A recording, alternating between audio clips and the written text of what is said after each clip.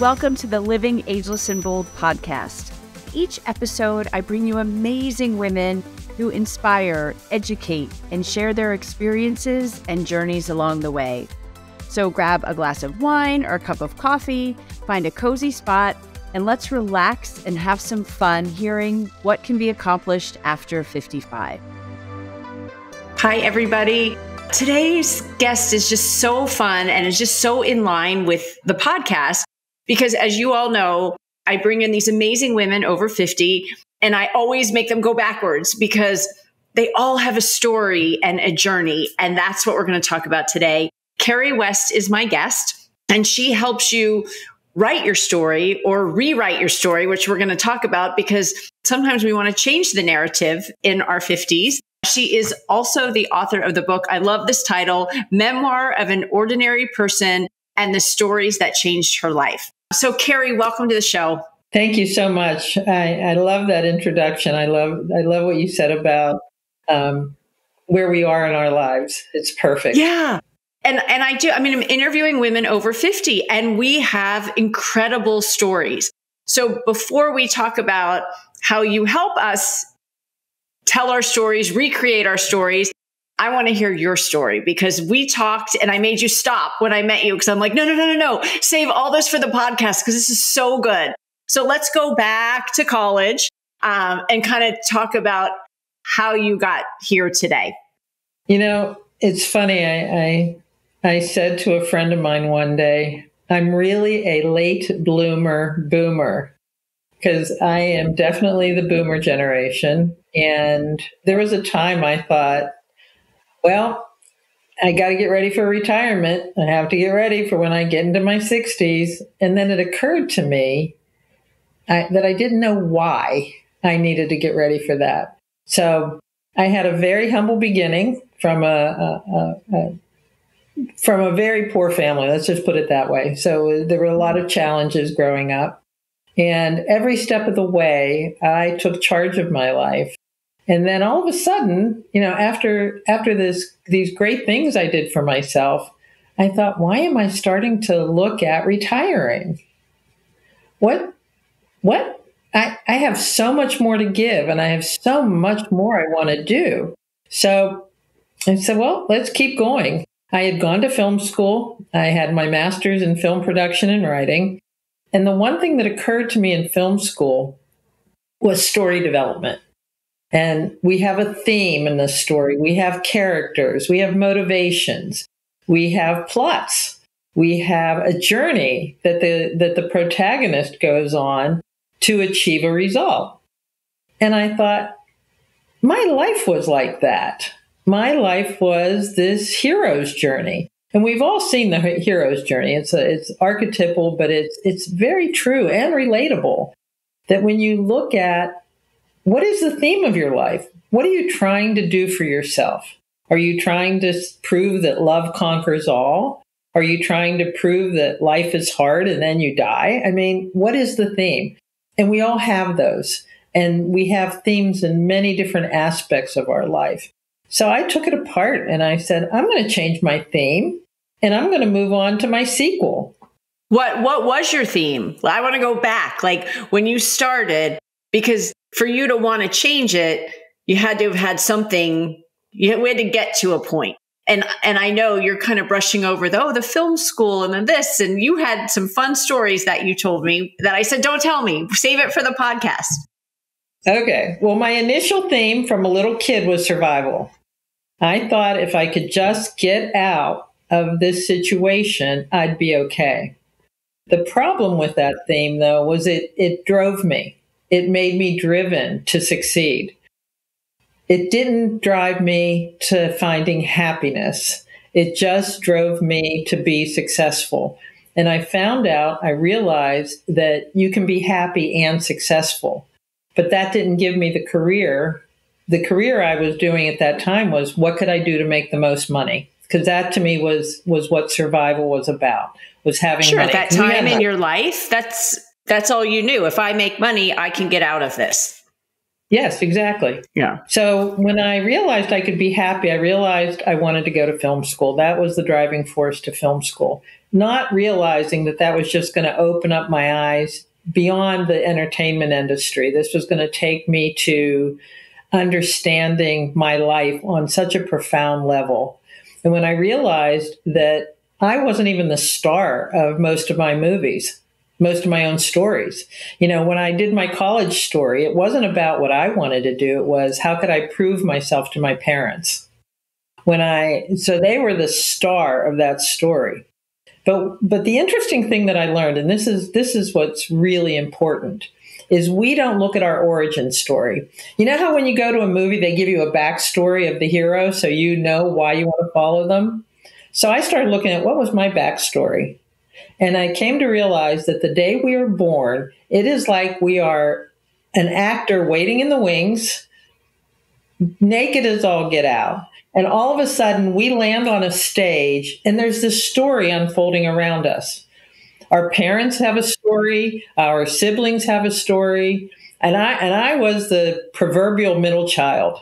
I had all the issues of, I didn't have a title, I was the middle child. So I had this huge origin story of not believing in myself, or life was this or life was that. It led me to pick up a theme of survival. But more importantly, in a lot of the subplots and stories in my life, I wasn't even the main character. I was living for other people. And breaking that pattern was huge, just huge. And coming up with a new theme of, I'm in charge of my life and I'm going to make the most of it. That in and of itself got me over that hump. How old were you at that point? I was in my early 20s when I realized that I needed to create my own life.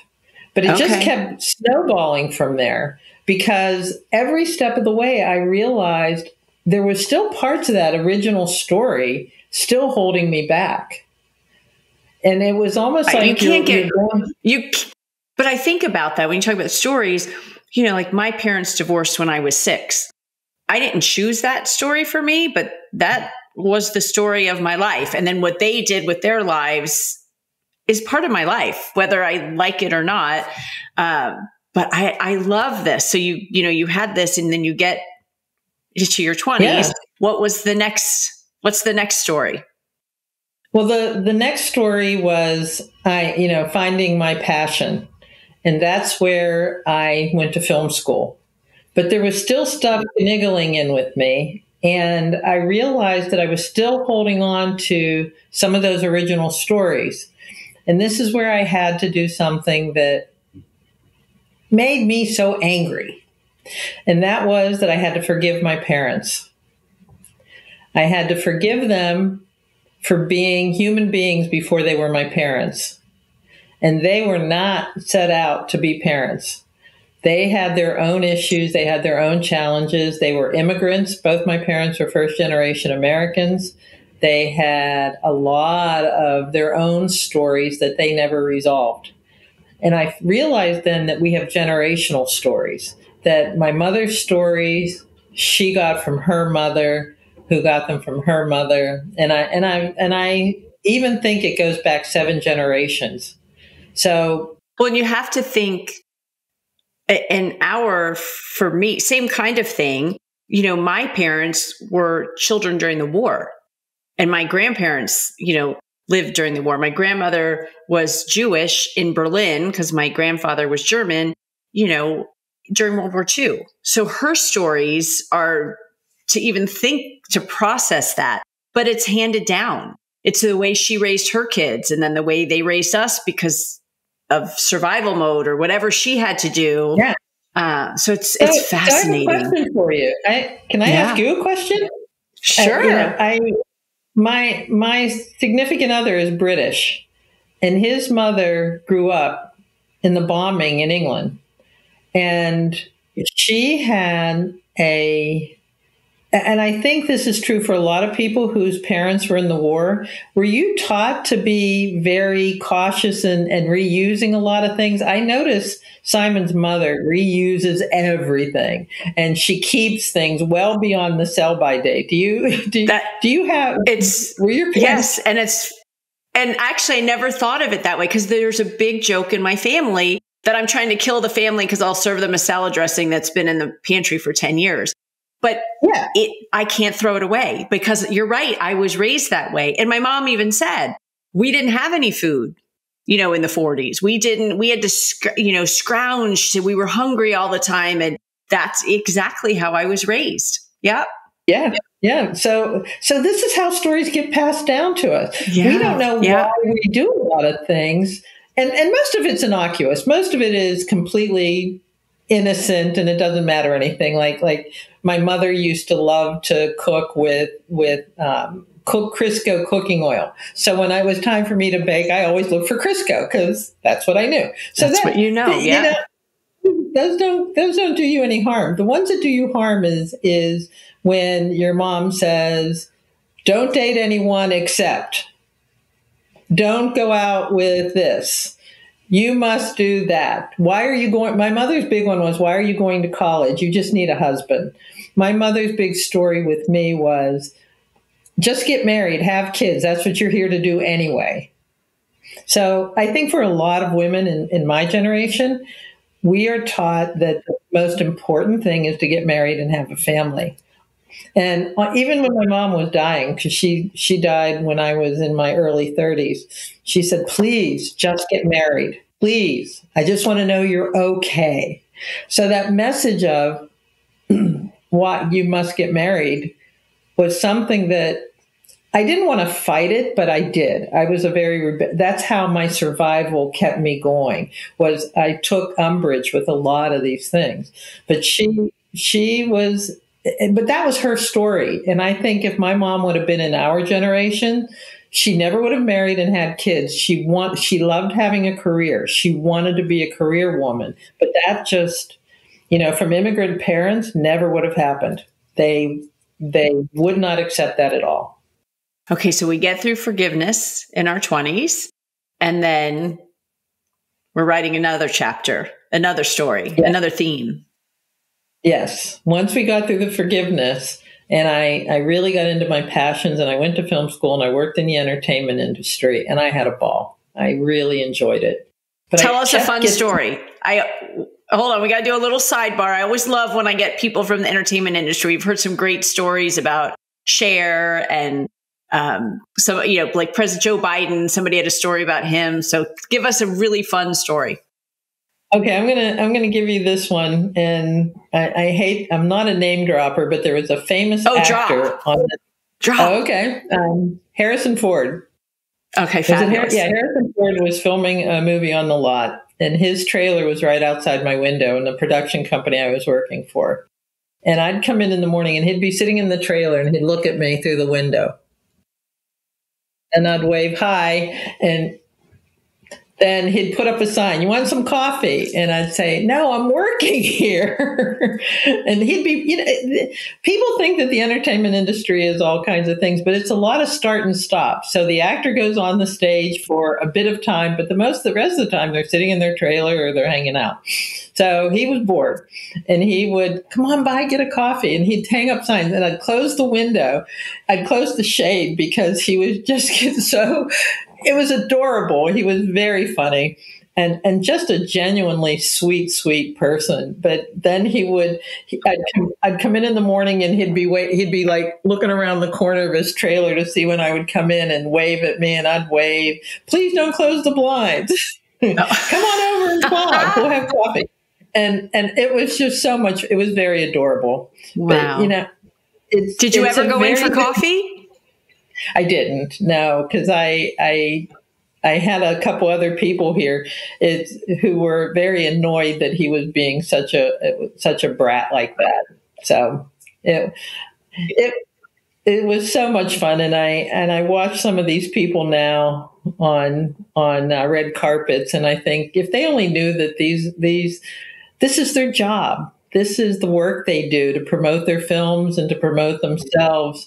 And in real life, they're so much more fun and genuine and relaxed. They don't seem as stiff to me as they do in real life. I don't think they're as stiff as they seem to me on a red carpet. But this was a few years ago, so he was much younger then, and so was I. But it was so much fun. It was a lot of fun. Well, and that was part of his story. So now we'll continue on with your story. So we know you had fun during your film time. Yes. But there was something more. And that more was to be a writer. And that one tripped me up for a long time. That tripped me up because I still had the thought in the back of my head that that's not a real job. That's not a real job. How can you make money if you're a writer? How can you do that? So I actually started as a writer for a number of websites, and I became a contributing editor and a managing editor for a couple websites where we did a lot of writing. But I still had it in me that I wanted to get that book out. I still had that drive in me.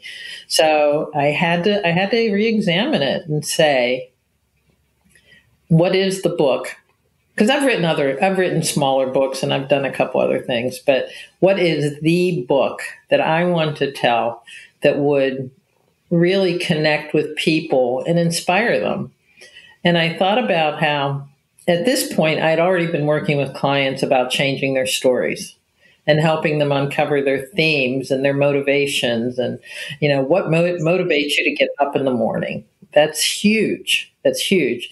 And that comes from when you're on a movie set, an actor might be looking at a line and they'll say to the director, what's my motivation here? What am I trying to get across? This doesn't feel like I'm going to be able to do that. So this is when you see actors and directors work on the fly, changing some of the script. It happens quite often. So I worked with a lot of people to help them get that. But I thought, where is my next step? Am I going to get this book out? And here I was, even older than I was when I went to film school and getting these things done. And that's why I call myself a late bloomer boomer. And I said, done, I'm writing the book. So I did.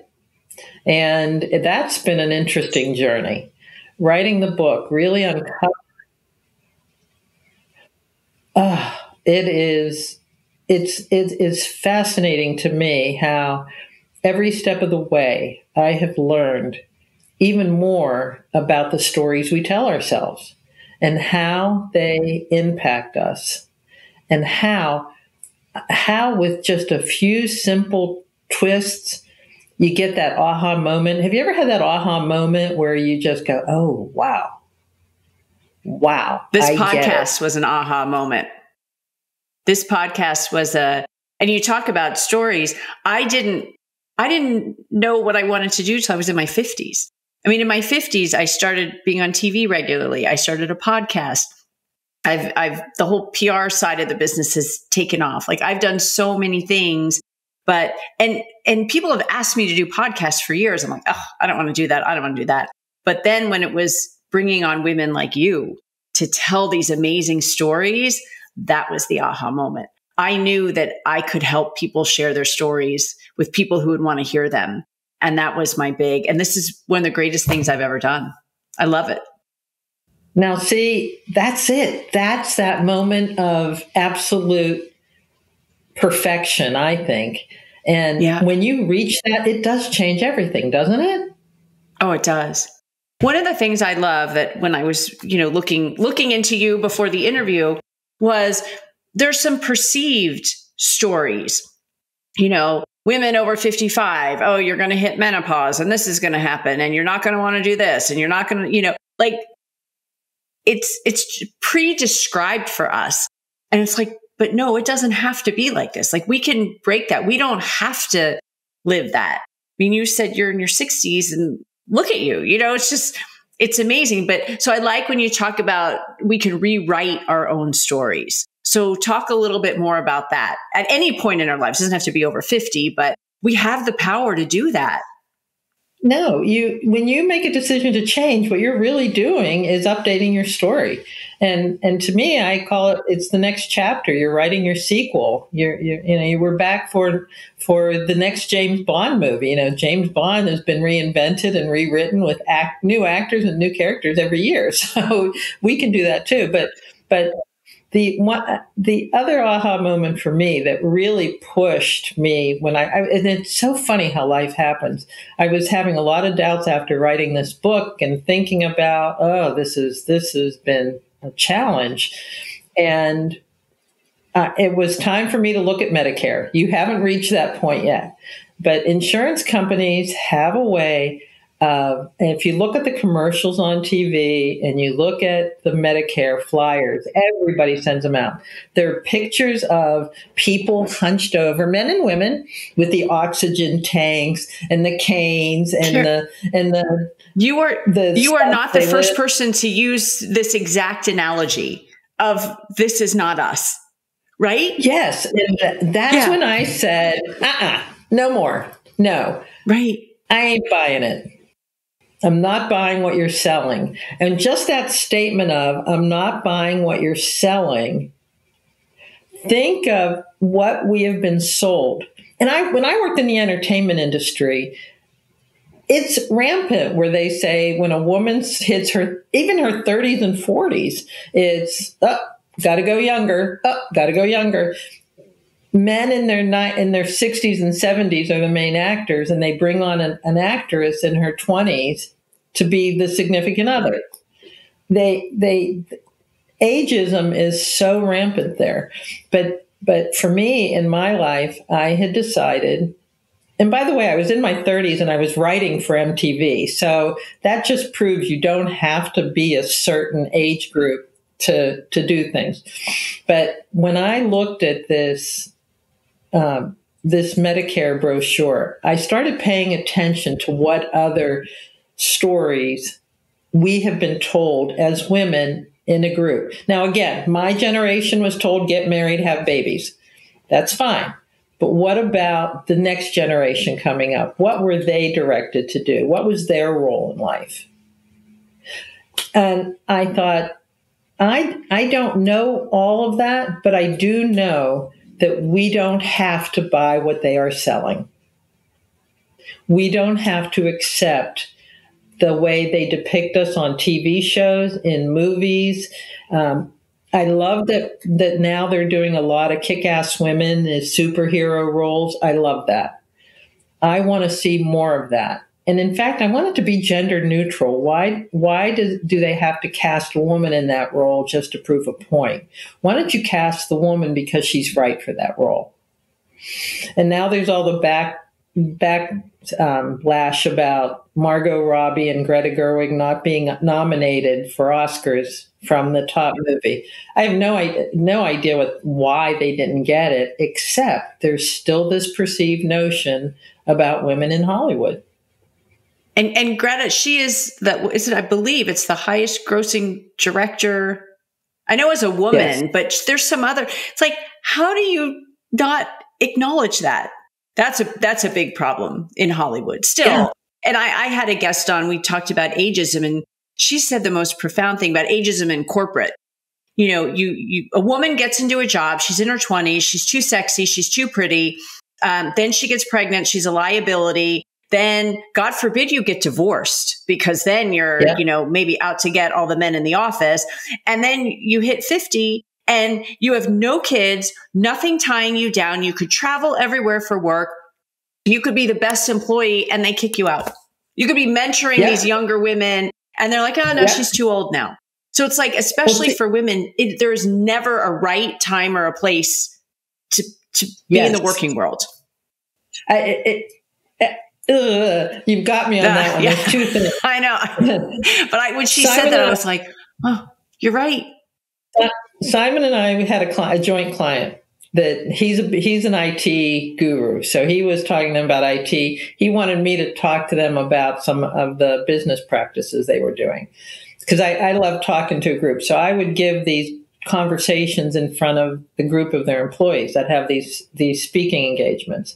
After each engagement I did, I would get notes from the women in the audience thanking me for showing them that women can do more than what they're seeing in the workplace. That broke my heart. And that, again, was another motivation for this journey I'm on now. But the thing that really got me is before I did my talk, Simon and I were meeting with the executives who were putting this together. And they're talking and they're going over and over. And by the way, I was the only woman in the room. I was the only woman at the table, which, how many women have you heard that from? More than a dozen.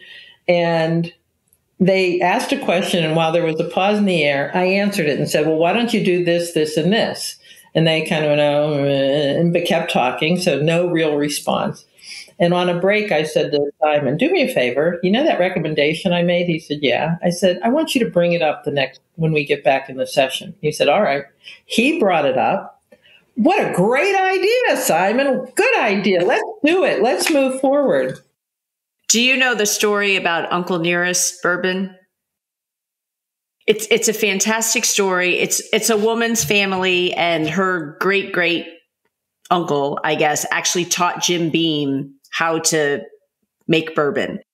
And anyway, okay. she uncovers the whole story and she wants to recreate it. So she's now the only woman in the bourbon industry, and she's a Black woman, unheard of. So same thing. She's picking up the phone, calling to partner with people and work with people. No callbacks, no anything. She gave her husband the same list and said, I want you to call. Got every call, every meeting. It's like, and this was all her. This is her company, her idea, her concept, her everything. Yeah. The sad part is, we're not alone in this. This is more common than it isn't. I know. Hopefully, I have a 24-year-old daughter, and I hope for her things are changing. But I want to get back to what you do, because I think what you're doing is so impactful, and I want to do it. Like, my kids see me, but I want to share like my legacy, my story. So talk about how you work with people and help them, write their story, rewrite their story, really, put their true passion and their true lives down on paper. Yeah. Well, the very first thing I do, and this will be my first module for I'm building an online course to go with my book, but it's about finding your origin story. That is so foundational to who we are. And when you understand your origin story, you start to understand who you are now. It is a continuation. And there's so many things we do now that we've been doing since day one. And even in businesses have origin stories. And depending on the founders and what their story was. So getting to the root of who you are at such a basic level is so valuable to understanding who you are today, why you are today, why you are who you are today. So we start there, and then we look at your relationship with your family and your siblings and all that stuff. But what's really important is I've had more clients have aha moments right when we're going through the origin story that's changed them immediately. Right. If you understand your why you are, how you are, who you are, because of that. Yes. Because a lot of people come to me to work with relationships, my relationship with my spouse, with my daughter, with my son. And you realize that you're carrying on the tradition that your parents handed you. My parents never gave me a curfew, never put any kind of guidance or boundaries like that on me. I ran rampant pretty much. I figured out stuff on my own. So I have a stepson with Simon's son, and I see how Simon just, do this, do that. And I said, let him figure it out. He can figure it out. And he said, how did you figure things out? And I went, oh my God. To get that aha moment, to understand why we do what we do, changed me. So that's the starting point, is what's your origin story? From there, we get to know your theme. We get to know who are the characters in your story. Are you the protagonist? If so, who's the antagonist? Who is the one that causes you the most aggravation? And then what's your motivation? What motivates you to get up in the morning? What motivated you to look for a job as an executive at a company versus a writer? What motivated you to become a lawyer rather than a scientist? What motivated you to become a wife and mother rather than a career woman? No judgment. We just want to know what the motivation was. No, I have no qualms. You get to be whoever you want to be. So that's the motivation. And then that helps you write that next chapter, right? If you can figure that out, and then it's like, ooh, but I want to change that. Like, I think I want to go this way. Yes. Yeah. Yeah. Theme is critical. If your theme is love hurts, then you're not going to look for relationships that are healthy and happy. If you can change the love hurts to love is exciting, love is fulfilling, love is everything, love can be everything, then you start looking for relationships that support that theme. And you can change your story. You ended that story. In every sequel, we learn something new about the characters. Yeah. Yes. Close that book, get a new book. Oh, that's fascinating. And easy. It's amazing to me how easy it is. People can spend years in therapy, but let's just understand why you are who you are today. And then we can change it. If you decide you want to be financially successful, then look, what's the theme that's holding you back? Well, I have a theme of you have to earn every dollar. It has to be hard work. And you have to have a career that pays well. What if you have a theme that I love what I do and I am taken care of financially as a result. I am rewarded financially as a result. And we all know a dog walker friend of mine started doing videos on walking dogs and what she learned about dogs and has more sponsors and followers. And then, so all the information's on your website. What is your website if people wanted to learn more? Yes, CarrieKCWest.com.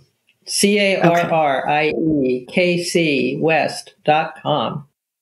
And, awesome. And then very excited. You've got the book coming out and the course coming out. And because I just think it's fun to, if somebody really wanted to go deeper, like you can think about your origin story, but if, call Carrie if you want to change your chapters and go to the sequel. So one of the things we do at the end of every episode, I ask my guests the same questions. So what is your greatest accomplishment since you've turned 50? Only one? You can give me 10. Hyman and I were 55 when we got together. I had never been in a relationship for more than 2 or 3 months. And at 55 years old, my friend Simon became my partner. And we hadn't even gone on a date. We were having coffee and we all of a sudden looked at each other and said, I don't think we're friends anymore. We're more than friends. That was magical. Wait, but let's tie it all together here, because you had your mother telling you, just get married and have babies, just get married and have babies. And you probably went the opposite if you only dated for a couple months at a time, because you weren't going to do that, but you found your soulmate, or what appears to be your soulmate. Yes. And that was not part of your origin story to do it that way. So you wrote a whole new chapter. I love that. Yep. That's great. Yes. And we're still not married. We've talked about it a few times, but that's we own a house together. We have other things we own together. So it's okay. No, I was just going to say, look at Goldie Hawn and Kurt Russell, and they're, royalty, and they never wanted to get married. Okay. The second greatest thing was building this life with the book and with the work I'm doing. That was the story I wanted to write all those years ago when I took those jobs writing for websites and being a managing editor. Writing this book was what I wanted to put out in the world. And congratulations. It'll be out this year. So then I got to figure out what I'm going to do for the next decade, because I'm sure I have more dreams after that. That's the beauty. And that's actually the last question. Where do you see yourself in 10 years? Yes, that's the beauty. You finish one book, there's millions more to be written. We all have within us more stories to tell, more stories to write. I want to see what you do next. I've got big plans, so we'll see. Carrie, thank you so much. That was really great. I know we're going to inspire a lot of people listening to really think about their lives and their stories and the legacy they want to leave behind. So thank you so much. You're welcome. I hope you enjoyed this as much as I did.